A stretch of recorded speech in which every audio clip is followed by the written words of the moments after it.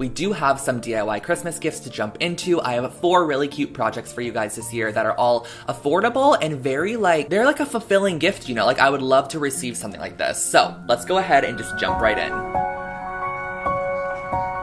Alrighty guys, jumping into our first project, we are going to be creating a candle because who doesn't love a candle for the holiday season? I am using some soy wax and also some lilac and vanilla scented essential oils along with a wooden wick and also these really cute glass mugs, which I thought would be a perfect little canister that could be reused once you're done. And I picked up these lavender florals over at Trader Joe's. So those are all the supplies that I'm going to be using. And our first step in the process is going to be to glue the wooden wick to the bottom of our canister. So I glued that right into the center of our glass mug here, and then I filled up a pot with about 1/3 of the way of water and put it on the stove top, which I'm going to be boiling that water and using it as a double boiler for this little glass container that has my wax in it.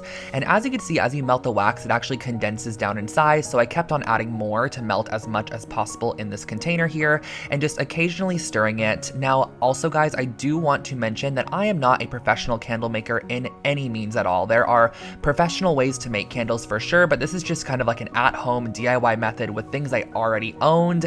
So I poured in about half the container of lavender oil and half the container of vanilla oil and mixed it in.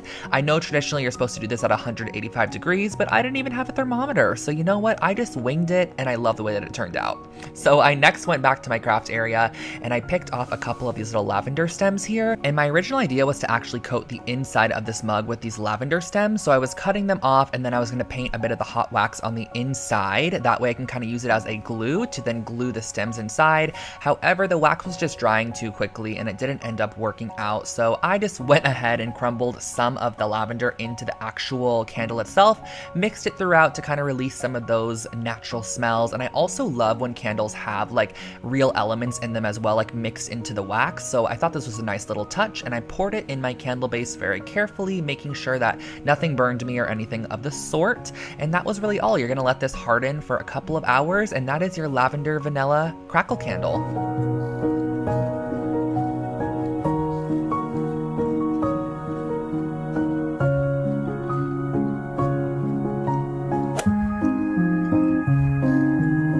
I ran across this hand knit trivet, which I thought was just so cute by flaxandtwine.com. And I just love the idea of creating this with only your fingers. So I picked up this rope here, which I will link below for you guys. All the supplies for the entire video will be linked below.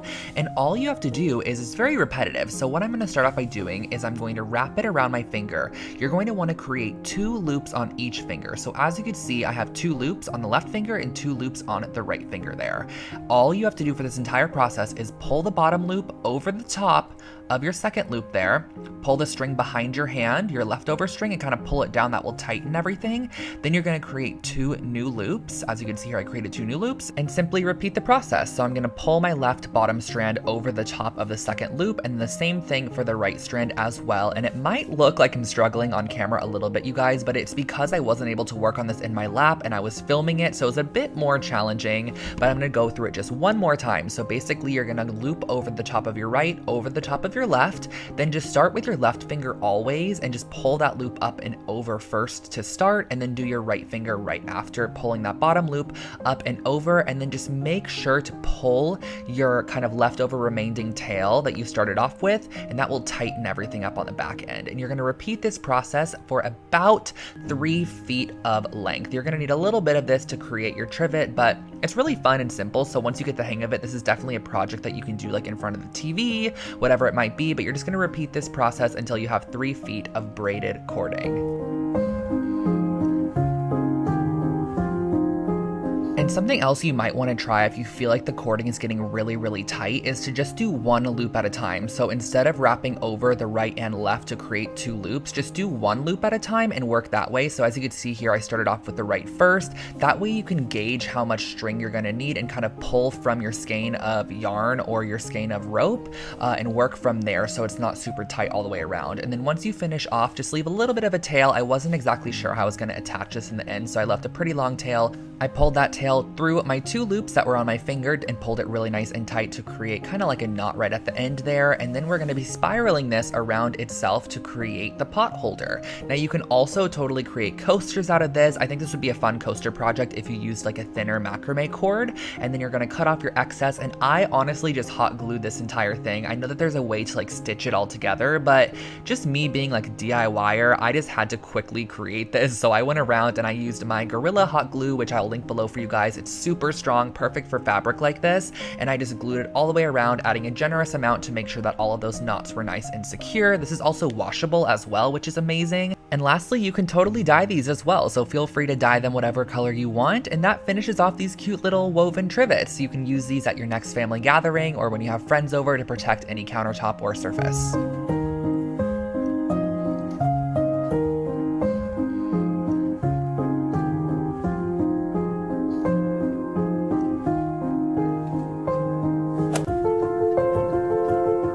This next project is one of my favorite ones for sure. These are super cute little faux leather pouches, which are perfect for gift cards or small little gifts, and I love these because they're totally reusable as well. I found the inspiration from cleverpoppy.nz, and make sure to check out her blog. I will link it below because she has some really great DIY projects over there. So what I did was I picked up these 14 sheets of faux leather material. You get 14 of them for 14 bucks, which I thought was great because you can create a variety of colors and they're only about $1 a pouch. And this right here is a template that Clever Poppy also created, which was amazing. So you can just download this right off of her website. That's exactly what I did. Originally, I was going to kind of come up with my own template and kind of reshape it a little bit, but I was like, you know what? She did the hard work for this project, so her template is perfect enough. I really love it, and it worked amazingly. So I printed this out, and all I had to do was cut the shape out of the paper and then trace it on.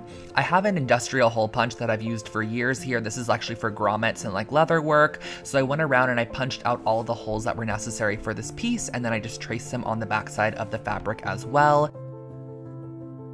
And you probably guessed what's up next. We are just going to be using a pair of sharp scissors to cut out our shape. So just make sure to kind of precisely cut this around the marker that I used. Oh, and also guys, I did want to mention, don't use a marker like I did. Definitely use a pencil or something that's not going to transfer, because this marker was transferring all over the place. So maybe a quick dry marker or a pencil would work a little bit better, but just cut out your shape and then also make sure to punch out the holes using the same hole punch.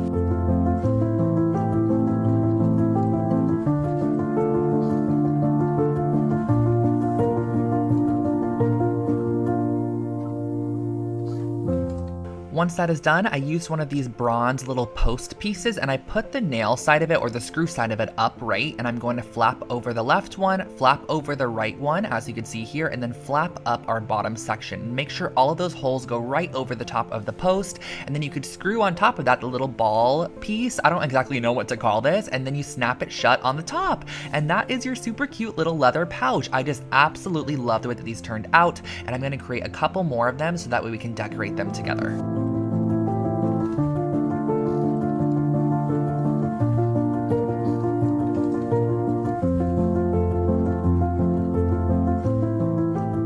Okay, how freaking cute are these? We're not gonna lie, like they're just so cute. So the next one I'm gonna do is I'm gonna grab a white paint marker, and I'm just going in because I love how she added details to her pouches as well with the white paint marker, and I'm just gonna go around and add a couple of dots and lines and doodles here and there just to finish it off and add a little bit more personality. You can also like add someone's name to this or do really whatever you want. You could personalize it however your heart desires.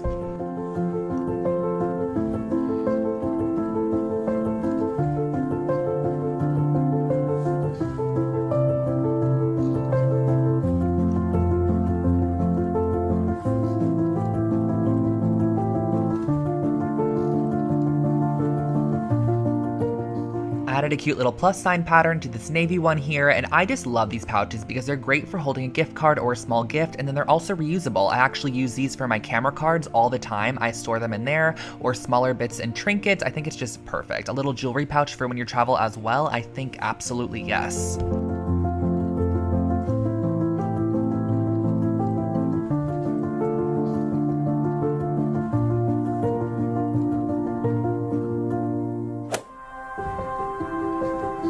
And our last project is probably one of my favorites. I'm starting off with a 1x3 foot pine board, and we are actually going to be cutting this down and creating a wooden floating frame for our canvas print from Vistaprint. So these are great as is, however, I just wanted to go ahead and elevate mine a little bit more. So I put my saw on a 45-degree angle, and I'm going to be cutting my wood down to be 2 inches wider and 2 inches longer than the canvas. So my original canvas was 16 by 24, so basically I'm cutting these to be 18 by 26, and then I'm 45-degree angling the sides, that way they match up together perfectly.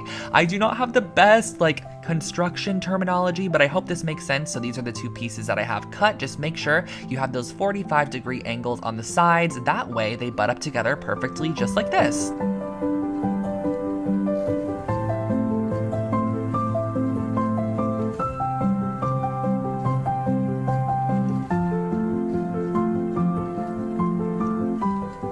I then brought everything back inside, and we're going to be constructing the base of our frame. So as you can see here, the 2 smaller parts are going to be the top and the bottom, and then our 2 longer parts are going to be the left and the right sides. So how I'm going to be assembling these is with a little bit of wood glue, and I'm just going to be applying the wood glue onto one side of that 45-degree cut that we created, and I'm going to be kind of pressing them together for a couple of seconds and just make sure that they're nice and flushly mounted together. And then I'm going to be using my brad nailer to drive a couple of nails just through the side there to hold the glue while it dries, and also just make sure it's extra secure. So the assembly is honestly pretty simple, and if you didn't have a brad nailer, you can absolutely just wood glue this, and I'm sure you would be totally fine with it. I just added those nails as a reinforcement, and also you can glue it and then go in with just some simple picture nails or finishing nails to just add a bit more reinforcement as well. So as you can see here, I'm just adding on our top section, just kind of fitting that in, and everything fits so nicely. I love when I cut wood pieces and they fit perfectly. It is so satisfying.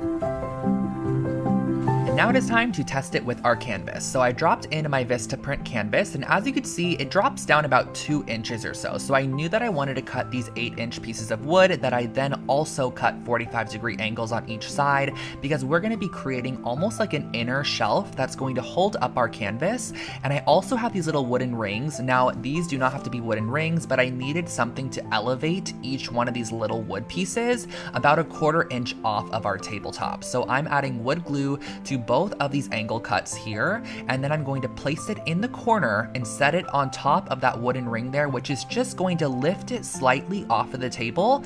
That way, when I place my canvas in later, it's going to be perfectly flush with the top. And you're gonna see exactly what I mean in a second here, but I'm basically just using these little wooden circles as spacers, and then I'm going to be placing it in. So if your canvas was thinner or thicker, you might want to adjust that spacer size.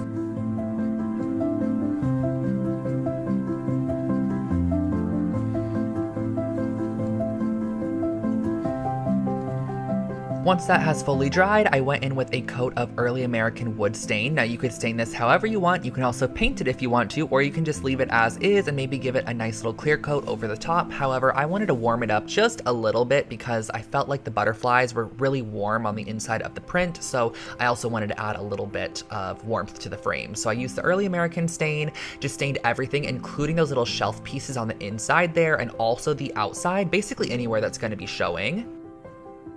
Once that's done, I use these Velcro little peel and stick strips, and I'm actually going to be mounting this on the inside of my canvas, and it's going to be allowing me to remove this from the frame if I want to. So it's never like dead set in this frame. So I peeled off the adhesive, placed my little canvas on the inside from Vistaprint, and I'm going to just maneuver it around until it's spaced nicely how I want it. You should have about a 1/4 inch around all of the sides, and once you have it in position, just press it down over the top of those Velcro strips and you are good to go.